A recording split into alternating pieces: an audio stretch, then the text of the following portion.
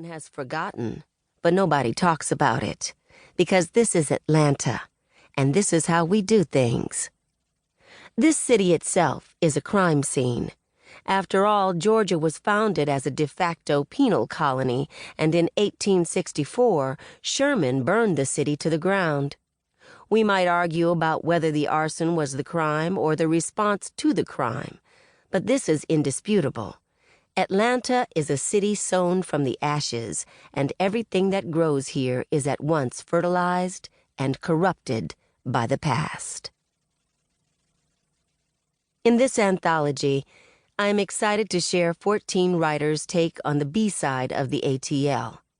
These stories do not necessarily conform to the traditional expectations of noir, as several of them are not, by any stretch, crime fiction. However, they all share the quality of exposing the rot underneath the scent of magnolia and pine. Noir, in my opinion, is more a question of tone than content. The moral universe of the story is as significant as the physical space. Noir is a realm where the good guys seldom win, perhaps they hardly exist at all. Few bad deeds go unrewarded, and good intentions are not the road to hell, but are hell itself. They call it the Dirty South for a reason. Here, Waffle House is more than a marker of Southern charm and cholesterol.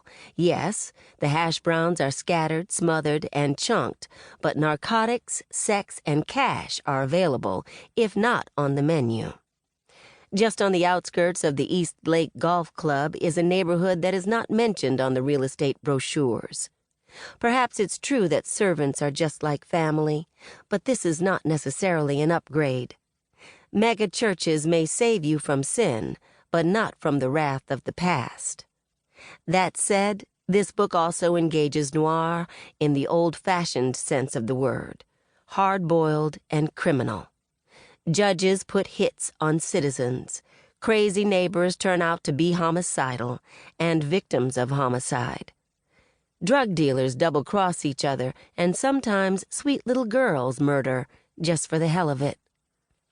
But don't forget that this is the Peach State, and down here we like to take our poison with a side of humor. Behind every murder, under every drug deal, beneath each church pew, and tucked into the working girls' purses, is a moment of the absurd and a laugh to be had at the expense of those who can't handle the truth.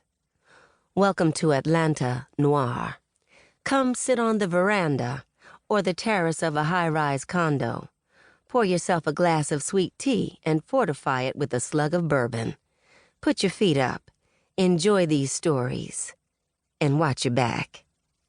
Tayari Jones, May 2017.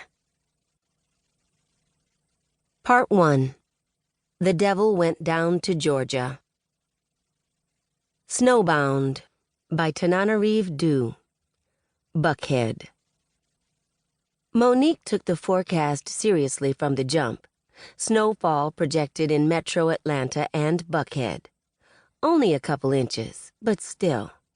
She'd hated snow since college, and her childhood in hurricane-prone Miami had taught her to treat meteorology like prophecy.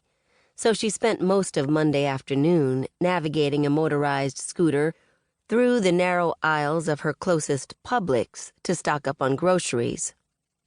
The store's inventory was too big for its space, so even a moderate crowd reminded her of the frenzy of her childhood's coming storms, Mom pulling her by the hand. Monique was only 45, but with her left foot in a cast, the supermarket aged her by 30 years.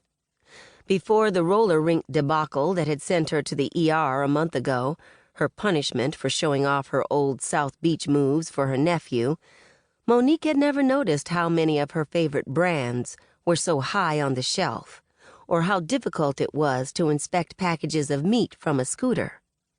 She'd never faced the indignity of bumping against aisle displays and knocking items to the floor, or noticed the frustrated huffs from shoppers who wanted her to move out of sight. To disappear.